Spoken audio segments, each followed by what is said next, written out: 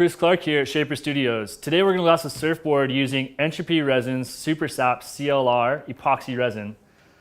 This is their clearest resin, which is best for color laminations, which is what we're going to do today. On the deck of a board, you put 2 layers of cloth generally. This is a full deck patch. The first one I cut mid-rail, or just at the top of the rail here. The second one is going to leave long, the same distance all the way around. 2 to 3 inches is pretty good for it to hang. And then you're going to lap it underneath.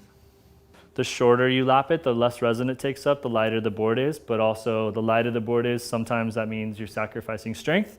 So if you want the rails even stronger, you can cut your lap a little bit longer, and that way it takes up more resin and adds a little bit of weight, and as you lap it, it gives you more strength around that rail as you wrap the rail. So the wider the lap is, more strength, but also adds a little bit more weight.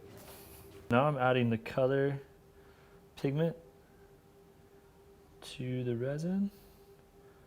Stir that together to make sure all the clear mixes in with my color. And then I will add the hardener, which is part B. The Entropy resin takes color just as well, if not better, than other epoxy resins. Just mix the color in with the resin, the part A here on the clear, the CLR by Entropy resin. So it's a Super Sap CLR. Mixed in the color, and you can see it's a nice consistent color, doesn't distort my pigments at all. So I really like that about the resin. So back to the scale, I'm gonna add my part B CLX hardener. This is an extra fast hardener. So I already added part A, which was 2 parts, to my part B, which is 1 part. So I got the right ratio. Have about 18 minutes or so here in the pot. Well, the first thing I'm gonna do is I'm gonna pour it all out onto the surfboard. As it sits in the pot here, it'll start to get hotter and hotter. If I pour it out on the surfboard, it gives me a little longer working life. It's important to get all the resin out of your pot to start with. That way it's not kicking and overheating inside of your pot. So I just want to work it around. I don't want it to slide off the rails. I want to concentrate it mostly to the center of the surfboard, allowing it time to really soak in. Then as it gets to the center and the center looks saturated, I'm going to start to work out towards the rails and get it back into my bucket here. So I'm using most of the resin in its early stages here to saturate the rails, really taking advantage of how easy it saturates. As it gets warmer and hotter, it's going to be a little bit harder to saturate. So I want to make sure I get as much of the surface of the board covered, make sure I get my rails nice and saturated. That's really important. You don't want a dry rail. Dry rail equals a weak rail. So I want to make sure I get a nice even color saturation throughout. Make sure my rails get a nice even color as well. So again, I'm getting the bulk of the resin off the board onto my laps, saturating my laps. Once it's all in my bucket, I pour it right back on top of the board to get it out of my pot. Use that extra resin to go back over and saturate everything on top of the board. Make sure the deck is nice and saturated.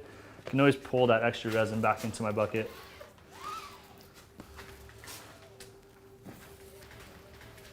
You can see how the Super Sap gets a nice even color throughout. Saturates the cloth really quickly, which is what I like. That's what you're looking for, is nice, even. When you're working with color, you want an even, consistent color throughout. You don't want it to be splotchy or blotchy anywhere. So I pretty much have that other side of the surfboard already done. The lap is completely saturated. I'm gonna work this extra resin back to the other side of the board, and again, make sure my lap gets a lot of attention early on. So all this extra resin, right off the lap, right into my bucket, saving every ounce I can. Get that lap nice and wet, and then also give it time to drain out.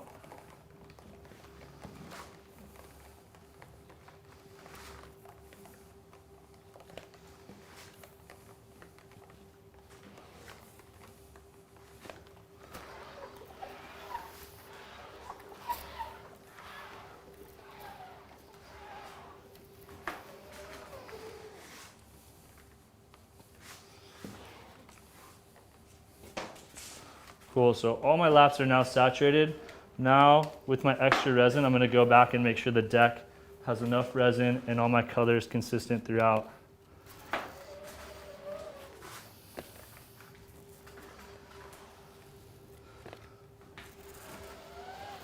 Again, we're doing it opaque, so I wanna make sure there's no tints anywhere. I wanna make sure that it gets a good color spread, good consistency all the way around. Right now, in this meantime, my laps are draining, which means they got heavily saturated with resin, got a great color throughout. Now I'm giving them time. This lap over here has had more time to drain. So when I start to lap, I'm gonna start on this half of the board. And then as I work to this half, this side will have time to have drained as well. So I have quite a bit of extra resin in my pot here. I'm gonna go around and just make sure I have a good consistent color. Make sure there's no air bubbles anywhere. When mixing color, you want to do a couple extra ounces of resin than you normally would use. You want to make sure that you can saturate the board from the glass all the way through the foam with plenty of resin.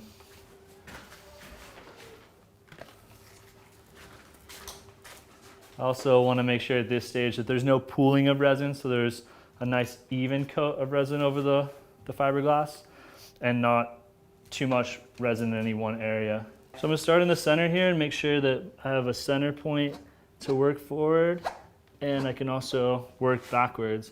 If I start at one end, sometimes I don't get the center lined up just right, so I wanna make sure that I start in the middle. This part goes pretty quick, just lapping it underneath from the center towards the tail.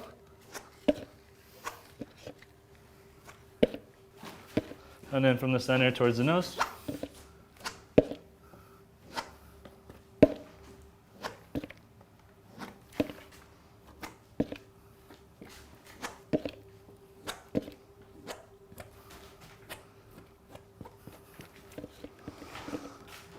Same on this side, just gonna go from the center. Forward and back just a little bit. So the center's nice and tucked. Then I can either go forward or back. I'm gonna go back first. Just get my tail finished here.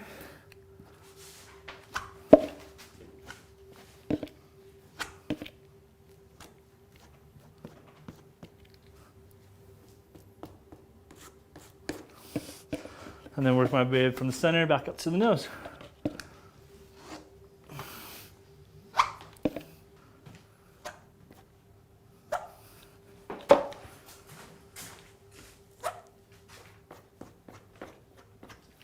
And then my last little diamond, just gonna tuck that one to cover everything up.